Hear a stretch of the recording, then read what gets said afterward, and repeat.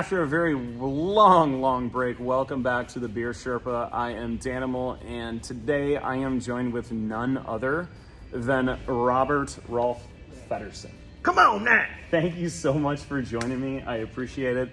Those of you guys that don't know, Robert is here every first Sunday of every single month here at Off Square Brewing to bring in so much positivity and energy and great classic, folk music that is originally written, and that is why we love having Robert here and his wife Terry Ann, as well as some of his friends that sometimes join us. So thank you for joining me today. Thank you for having me. I appreciate it, Dan. I'm a fan. Oh, fan of the channel. He's a fan of Dan. Fan of Dan. Come on now. So before we get into everything, if this is your first time here, make sure that you guys subscribe, you like. We've got a lot coming at you this coming summer. I took some time off right towards the end of the school year. Those of you guys that have been part of the channel know that I am a teacher. I needed to kind of round out my school year. I needed to take care of me for a little bit, but now that all of that is rounded out, I'm back energized. I'm back at it. I want to start pumping out some videos regarding some of our new beers that we have on tap. And in fact, today we are going to be breaking this episode into two parts. The first part of this video is going to really gravitate around you. Wow. Yeah. I'm truly flattered. Well, truly.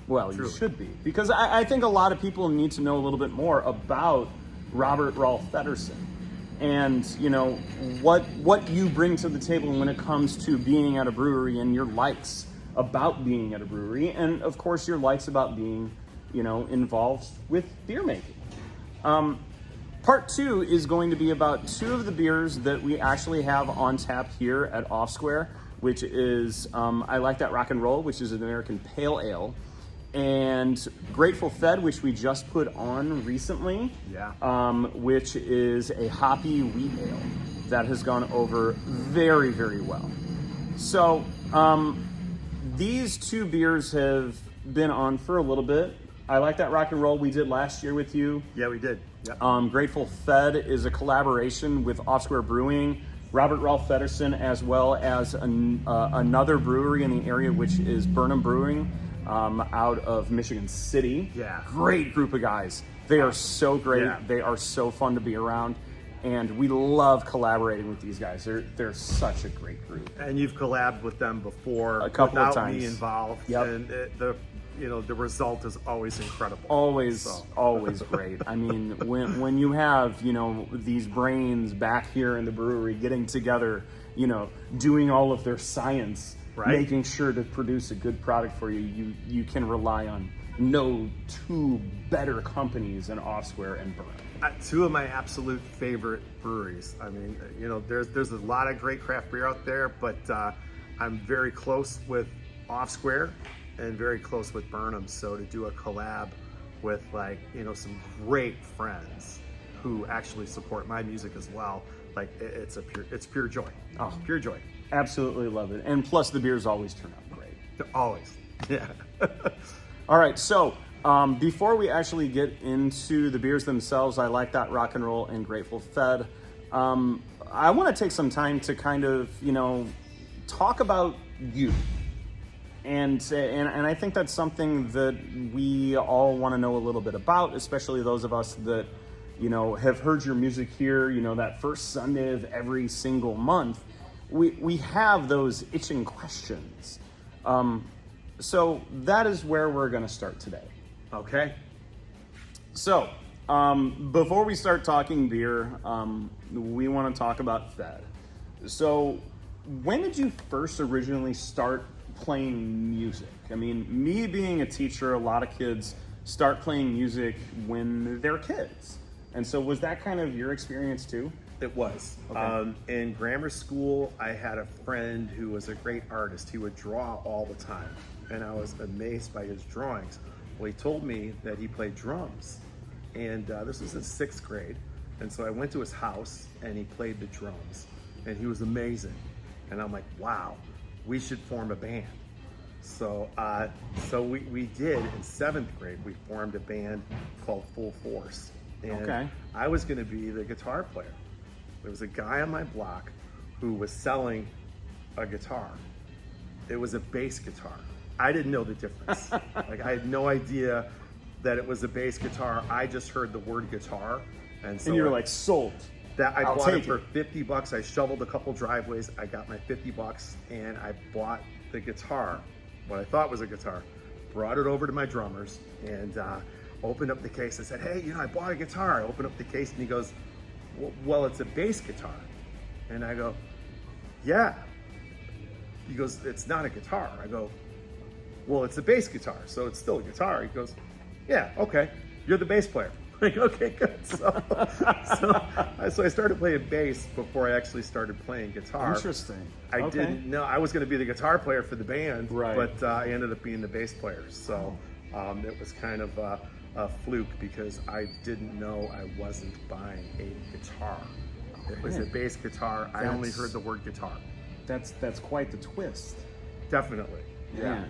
So when you first started playing guitar, like those of you that know Robert, he plays upside down. Yes.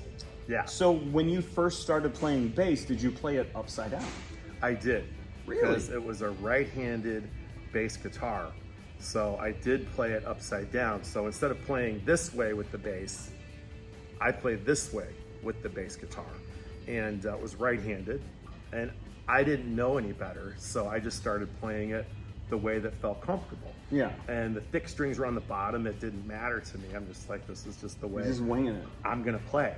So I was playing bass upside down, and then my sister got a guitar, and she was taking guitar lessons, and she played "Dust in the Wind" for me, and I was like, oh, I really want to play the guitar. Mm-hmm. And I had already bought my bass.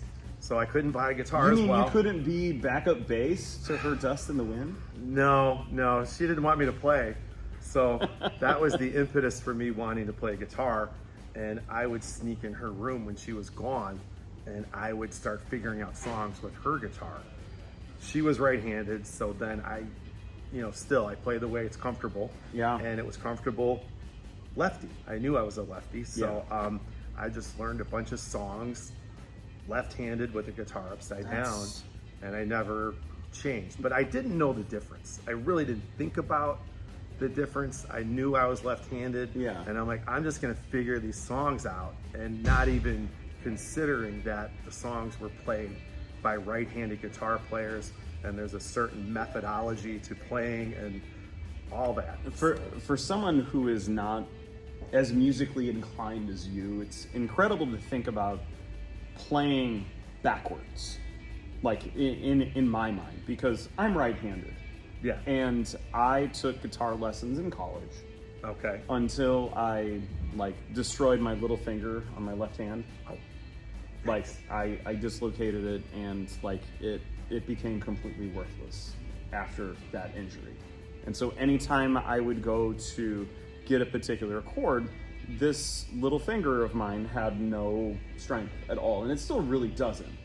Wow. Anytime I would put any pressure down, it would completely buckle. Oh. And so there's nothing there. And so everyone was just kind of like, oh, well, just don't play with your little finger. And I'm like, yeah, but I don't know how. Oh, well, just start learning how to play left-handed. Yeah, but yes, I don't know how. So it's incredible that you were able to adapt and to think on the fly like you were able to, knowing that you were left-handed, and you were just able to figure it out. I've talked to a lot of guitar players, and you being a guitar player as well. Former. Once you play, you always play. My guitar collects a lot of dust these days. That's all right. We're gonna get that dust cleared off, and he's gonna start playing. When I give the guitar to Robert and say, "Here, do something with this." Well, not having an intentional thing to play upside down, it wasn't intentional. Like, I'm gonna be different. I'm gonna be weird. It was just like, I want to play. Yeah. So I was figuring things out just so I could play, and it was way more comfortable I knew I was left-handed from baseball and all that Right. kind of stuff. So Right. it was comfortable this way. And I never considered like I wouldn't be able to play songs or figure things out the way that feels comfortable to me. Yeah. So it does freak out a lot of guitar players that haven't seen it. I remember you playing here the very, very first time, and I was looking at you up there, and it was at a distance. And I'm like, oh, cool, left-handed guitar player. And then I looked at how you were playing, and I'm like, What chord is that? what is he doing? He's playing everything in reverse of how it should be. And then I'm like, oh, he's kind of flipped it on its head a little bit. And it was always just kind of like, it broke my brain for, it really did. It broke my brain for a good little bit. And now I'm just so used to it. But it's still so incredible that, you know, you can do that. And I just, the amount of talent that you have just playing the guitar and, you know, singing and songwriting, that is just, I absolutely love it. Thank you. Thank you for that. I truly appreciate that.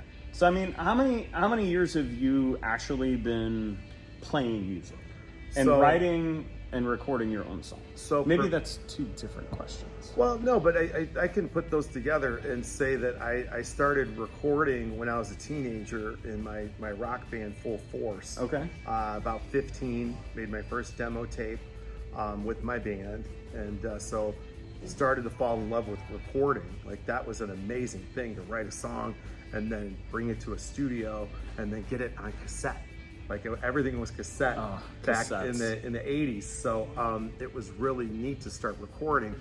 And after doing that, I had thought to myself, like, wow, we have these cassettes, we're selling them at our shows, we're getting some, you know, high school friends. Getting some traction. Yeah, like people say, oh man, I like it. And like when you hear somebody playing your cassette in their car, Yeah. that's just like, whoa. It's like the biggest compliment you can get. Huge. And still is to this day. I mean, still is. It's Spotify instead of a cassette mostly. Yeah. But, for that to happen, it made such an impression on me that I thought to myself, I want to do this for a living. Like, this is what I want to do. I want to play music. I want to write my own songs. And I want to hopefully gain fans and be able to do music. So having some people give positive reaction to me was like, oh, okay, these people like it. Maybe more people will like it. Yeah. So it was that pursuit then to start recording and making records and playing shows and then eventually touring and all that kind of stuff. Yeah. Like, I could see it in my mind, and I just had to really like work to try and make it happen. You had to reach that particular goal. Yeah. You had to find your path there. Definitely. Awesome. And you know, the years that I've known you coming here to Off Square, I've only ever seen you on an acoustic guitar. And I know that we had this conversation last month. We did. Yeah. And I said, I would love to see Rolfe Feddersen here in Off Square plugged in and with an electric guitar. Yeah. I would love, and I would truly love to see that, because it would be such a different experience. And you know, when you talk about learning on your first guitar, was it an acoustic or was it an electric? An acoustic. Yeah, Okay. My sister had an acoustic guitar, and that's what I learned on, was acoustic. So I've still always gravitated to acoustic, even when I would play in a rock band. Anytime I'd write a song, it would be on acoustic guitar. And what I've always loved about acoustics, and that's the guitar that I have at home. Yeah. I borrowed my dad's guitar for a good while. Old Silvertone from back in 1970. Wow. And I refurbished that thing, and then he kind of he finished refurbishing it. Beautiful guitar. I love it. Man. The sound out of the guitar was just incredible. But what I've always loved and enjoyed about acoustic guitars is that it's raw. It's unforgiving. It's true.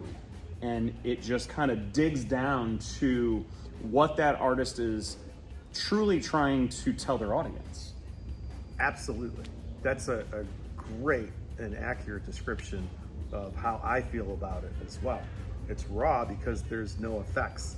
You just have an acoustic guitar and it's the sound coming out of that guitar without any pedals, any gadgets, anything. And you could do all that stuff for an acoustic. Oh, you totally can. A pure acoustic song to me is the most vulnerable thing you could do. Yeah. Like, that's for sure. And then to do that in front of people, it for me, it is a huge challenge every time.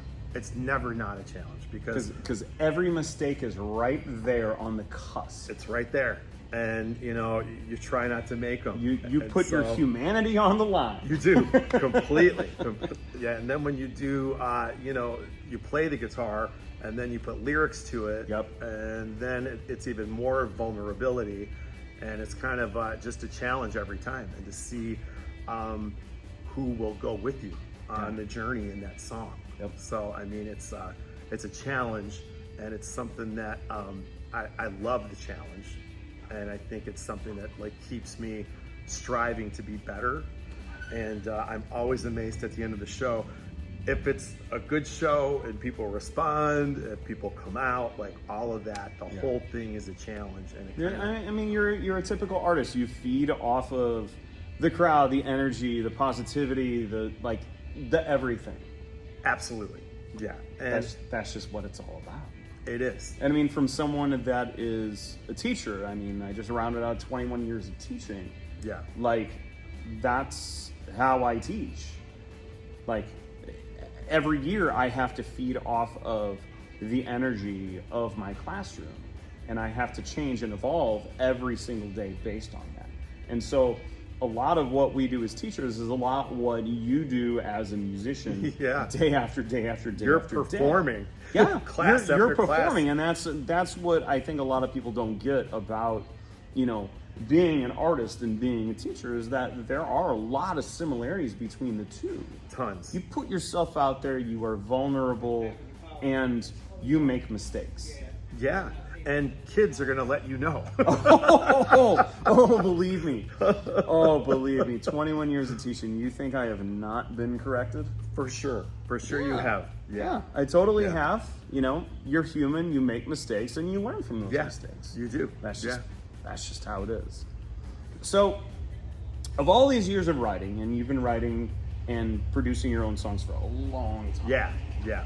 Is there any one particular song that you have written that is the truest and the dearest to you? I would say the truest and dearest song to me is the song My Terry Ann. I'm crazy about my wife, who is an incredible singer and songwriter herself in her own right. And the song My Terry Ann is a true story about our relationship and how it started and where it went to and the experiences we had.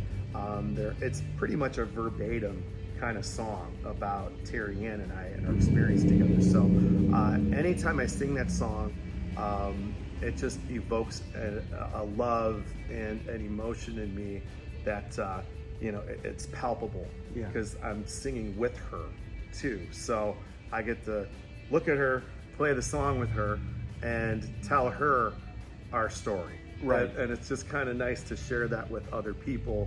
And, when people come along for that ride, it really makes a connection with everybody. One thing that has always struck me with musical artists, with songs that stand out to them, and I only know this from my experience with songs that gravitate towards me, I always end up getting emotional or tied to those songs, and you'll have those songs and then your eyes start to well up. As a singer-songwriter, with that being your favorite song, do you often get your eyes welled up as you're singing? You know what? I'm gonna tell you this. I don't, because I get that out when I write it. Okay. When I write it, the emotion's there, the song being created in that moment, the feelings that come up out of you with the pen and the guitar, and you're just making this for the first time.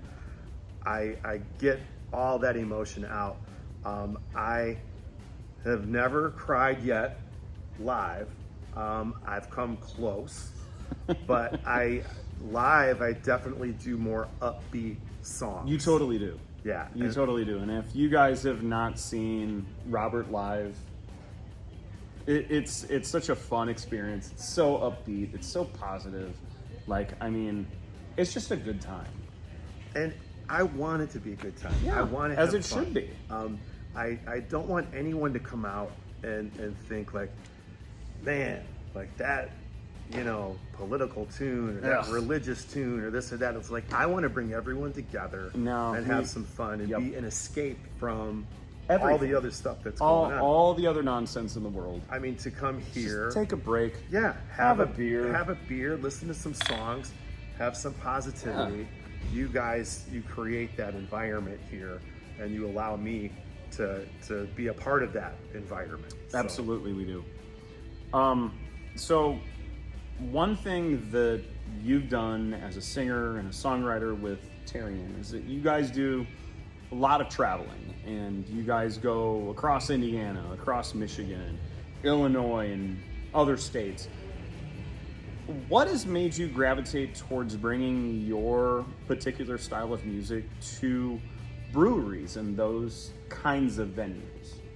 What does it for me is that I have the idea in my head that if somebody's looking for a particular beer and they're a craft beer fan, that they might gravitate towards original music, because like the beer we're drinking here, it's a collab with you and Burnham. It's Off Square in Burnham, but you know, you got to be in this area to get the beer. It's original. Mm-hmm. It's something that isn't mass produced. It's not everywhere. I think that craft beer people are already inclined to originality. So when it comes to music, you know, my thinking is that maybe they're gonna like my songs as opposed to a ton of cover songs. Mm-hmm. And I don't care what anyone plays. If you're out there playing covers, I think it's great. Play whatever you want to play, whatever makes you feel good.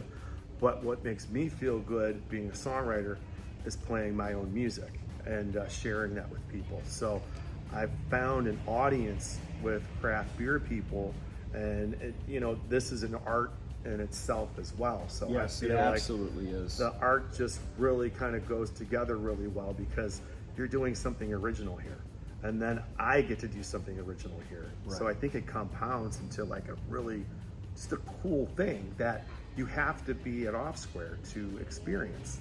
Like you're not going to have Off Square beers and Robert Rolfe Feddersen somewhere else. It's here.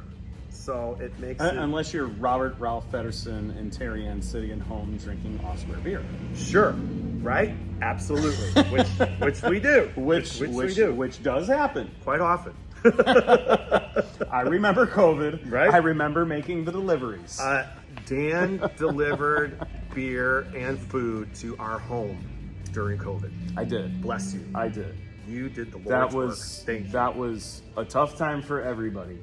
It was. And we had masks on. And I mean, like, it was so great during that era because we felt so much love from the community itself. And there were days where, you know, I would put 200 miles on my vehicle. And over the course of 3-4 months, I put 4,000 miles on my Equinox. Man, just going and delivering. I mean, we didn't deliver too much further outside of like Crown Point, Winfield. That was it. But I mean, like it was constant, and that showed so much love from the community for us, what we do here. And that showed so much love for you, for us. Man, to have you come to my home and bring me Off Square food and Off Square beer during COVID was amazing. Now that I almost cried. Like that, I almost had some tears welling up, because it's like, you know, you're coming to our home, we're masked up and all that stuff, but we get to like a little hug and see you and just have some normalcy. Yeah. Which nobody had. You try and bring a little bit of that in. And you did it. You tried. You tried. Truly grateful. Oh, this guy. this guy. So as we kind of wind down this little interview, you've obviously, like me, been drinking beer for a little while. Yeah. Yeah. What is your favorite thing about beer? So my favorite thing about like most beer and beer in general is that it's friendly. Beer is friendly. Beer is like getting together with your friends. Hey, let's go out for a beer. Let's have a couple beers. Come on over for a beer. Let's watch the baseball game, have a beer. Let's go to a concert, have a beer. It's that one constant in, a lot of people's lives that it's just the go-to feel-good drink whenever you're doing just about anything. Yeah. I mean, a soccer game, have a beer. I mean, again, concerts. First thing I do when I go to a concert, if I'm not having one, Concert, a ball game, like it doesn't matter. No, you want to have beer. You have to. So every single time. yeah. So I feel it brings people, I think it brings everybody together. I could completely get that and understand. That's what I love most about beer is the camaraderie. Camaraderie. I like that. So when you think about beer itself and all the different styles, Yeah. what is your favorite style? My favorite style has evolved. So when I first started drinking beer that was different, it was Bass Ale. Bass Ale was on tap, and this was back when Bass was brewing and owned Bass Ale. Yeah. So it was authentic Bass Ale beer. It was all over Chicago where my wife and I lived. So all the different taverns and all that stuff, they all had Bass Ale. And I thought, this is really different. This is really great. So I loved just like pale ale. And I thought that was awesome. Well then, my wife and I used to hang out at a place called Sheffield's, which was a block away from our apartment. I know Sheffield's. That was Larry Bell's first account. His very first account in the city of Chicago was Sheffield's.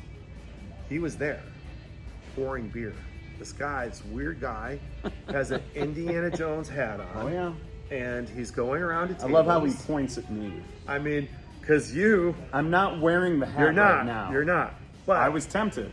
Well, and that's what reminded me of him is because you're so much younger, is the Indiana Jones style hat. And he was there at Sheffield's with 3 beers. It was Amber Ale and Soul Sun, which turned into Oberon. Yep. And then 2 Hearted Ale. I tried all of them, but Amber was first, Soul Sun was second, and then 2 Hearted was third.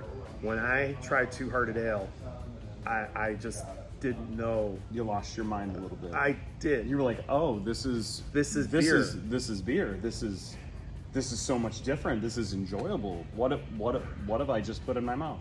I had no idea. So that style IPAs are definitely my favorite style of beer. I'm a hophead, and I think the more popular IPAs have gotten, I think it's great. I think maybe some people are a little too used to it, and maybe it's become a little more commonplace. But Led Zeppelin's still a great band, even though you've heard them a gazillion times. IPAs are just my favorite beer. I think they're incredible. I just love all the different nuances of all the different IPAs that are out there. It's weird to see like my evolution as a beer drinker because of course, like most other people, you always end up starting with trash beer. Sure. You start with like the worst of the worst of the worst. Yeah. Like my first experience was like Stroh's. That was mine. Yep. And it was terrible. It was awful. Yeah. But it's funny is like the older you get, the more used to beer you get. And so the older I got, I kind of got used to drinking beer, and it was, always Miller Lite or Busch Light or Natty Light. Sure, a macro. Like it was one of those. Yeah. Easily consumable. It got you to where you needed to go. Yeah. But you needed to have a lot of them. But I didn't start getting into craft beer until a couple of years before I started working here. Ah, okay. Like we've been open here at Off Square for 7 years. Like just last week, 7 years. Yes. And I had literally only gotten into craft beer maybe 9 years ago. Okay, so 2 years prior. Right. Because prior to that point, like, I would have beer, it would be okay, but I would always gravitate towards, like, a bourbon. Okay. Like, that was just me. Nothing wrong with that. And, you know, it just so happened at the time I worked with Dave's wife, and, you know, they invited, you know, a couple of us over for, you know, board games and some drinks and everything. And Dave at this time had an open off square, and off square wasn't even a blip on the radar as of yet, as far as I knew. And he had already started some homebrew of Tropic Thunder. And so before Tropic Thunder was even Tropic Thunder here at Off Square, I had Tropic Thunder. Wow. OG Tropic Thunder. And it was incredible. And prior to this point, I had tried IPAs, but IPAs always gave me headaches. Always. But Tropic Thunder didn't.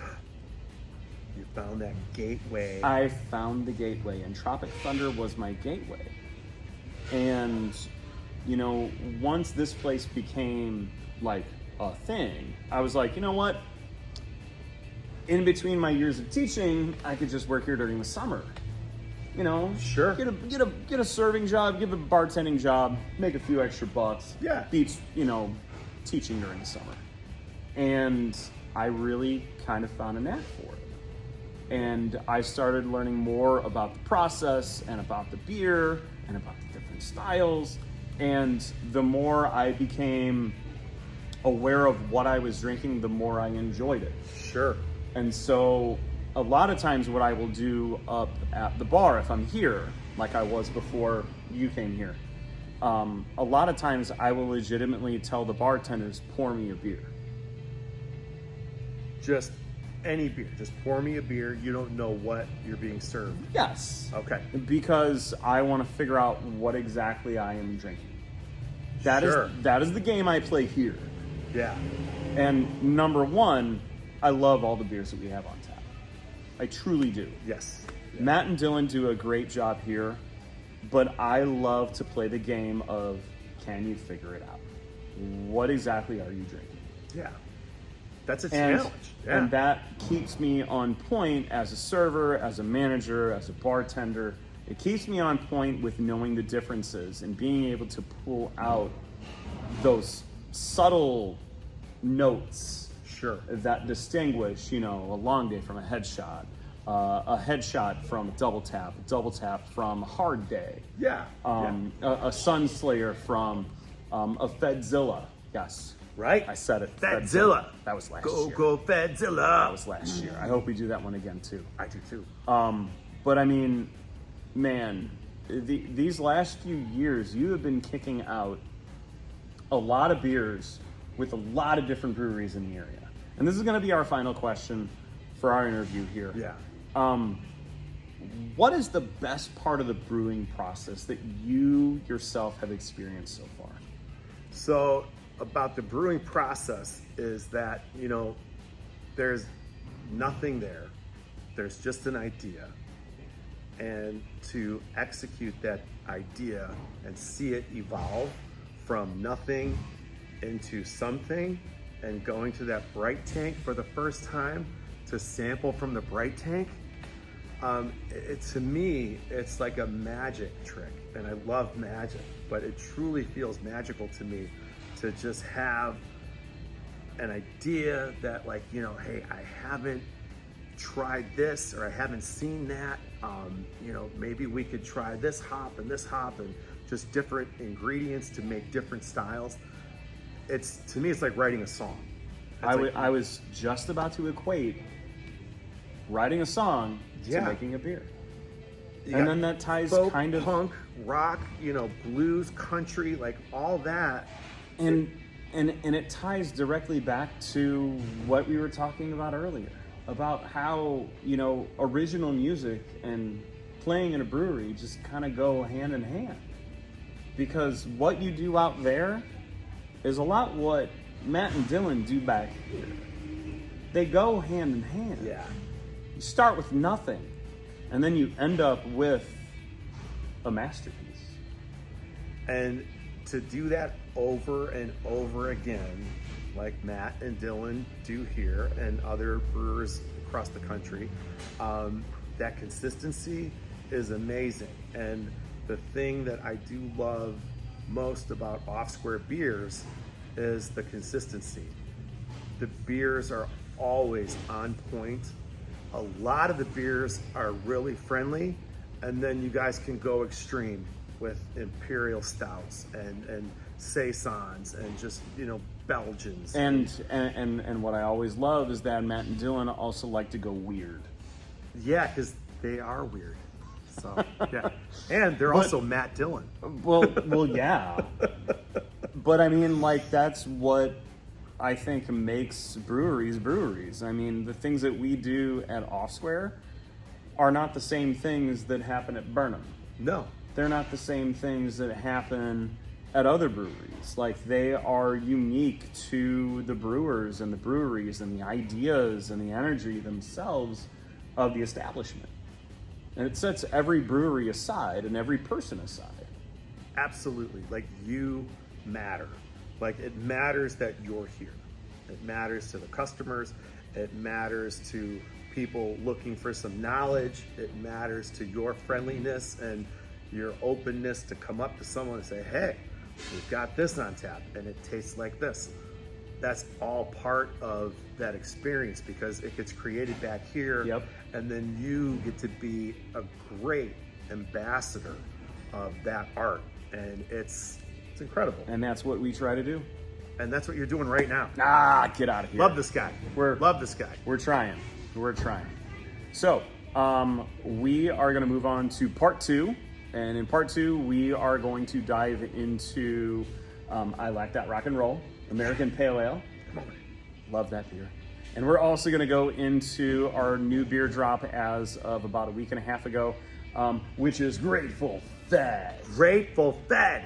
Yeah. Come on now. All right.